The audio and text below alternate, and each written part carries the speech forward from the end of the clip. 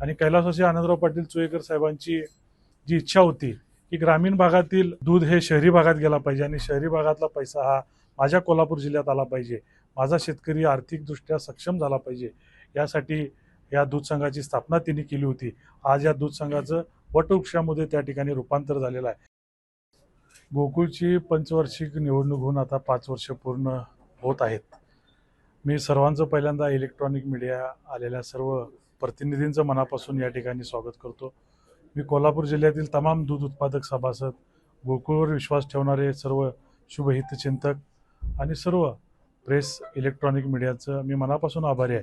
कारण तिने नेहमी गोकुळ दूध संघ हा कोल्हापूर जिल्ह्यातली आपली मातृसंस्था आहे, ही वाढावी टिकावी यासाठी जे तुम्ही सर्वांनी आम्हाला सहकार्य केलात त्याबद्दल तुमच्या सर्वांचं मनापासून मी या ठिकाणी आभार मानतो. गेल्या 5 वर्षापूर्वी गोकुळ दूध संघाचं 12 ते 12.5 लाख लिटर दूध संकलन होत होतं. आता या 5 वर्षामध्ये आम्ही नवीन संचालक मंडळ आल्यापासून यामध्ये 16 ते 17 लाख दुधाची सरासरी यामध्ये वाढ झालेली आहे. आम्ही प्लस सीझनला 20,17,000पर्यंत या ठिकाणी पोहोचलेलो आहे. म्हणजे 20 लाखाचाही टप्पा गोकुळ दूध संघानं दूध उत्पादक सभासदांच्या आशीर्वादानं आम्ही या ठिकाणी पार केलेला आहे.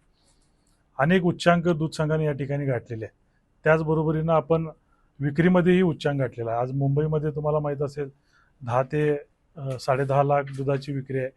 पुण्यामध्ये 5 लाखाचा टप्पा विक्रीचा आपण त्या ठिकाणी गाठलेला आहे. अनेक नवनवीन योजना गोकुळ दूध संघानं जाहीर केलेल्या आहेत. 32 प्रकारच्या वेगवेगळ्या योजना या गोकुळ दूध संघाच्या माध्यमातून चालू आहेत. या सगळ्या योजना जुन्याच होत्या, परंतु त्यामध्ये आपण बदल करत आलेलो आहे नवीन काळानुसार. आज जातीवंत मुरा म्हशीला 50,000 रुपयेचं अनुदान गोकुळ दूध संघ देते. त्याचबरोबरीनं पशुखाद्यामध्ये 50 रुपये कमी करून ना नफा ना तोटा तत्वावर पशुखाद्य आपण दूध उत्पादक सभासदांना त्या ठिकाणी देतोय.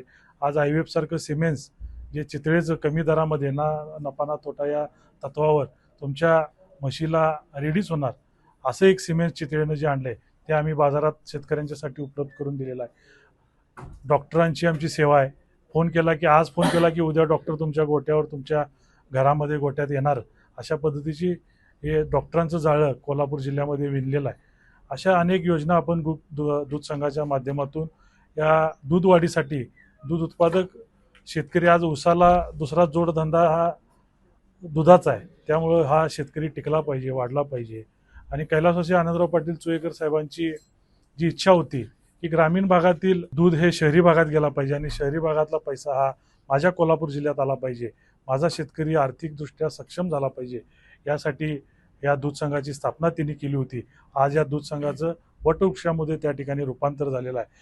या माझ्या आधी चेअरमन असलेले आबाजी असतील, नंतर डोंगळे साहेब असतील, यांच्याही कार्यकाळात अभूतपूर्व अशी प्रगती या दूध संघाने त्या ठिकाणी गाठलेली आहे. आणि माझ्या या 1 वर्षाच्या कालावधीमध्ये या दूध संघाने 20 लाखाचा टप्पा या ठिकाणी पूर्ण केला. त्याबद्दल मी सर्व दूध उत्पादक सभासदांचं मनापासून या ठिकाणी आभार मानतो. गोकुळची बासुंदी पुन्हा खावीशी वाटतेय. खरं सांगू, मलाही खावीशी वाटतेय. पुन्हा पुन्हा खावीशी वाटणारी गोकुळ बासुंदी.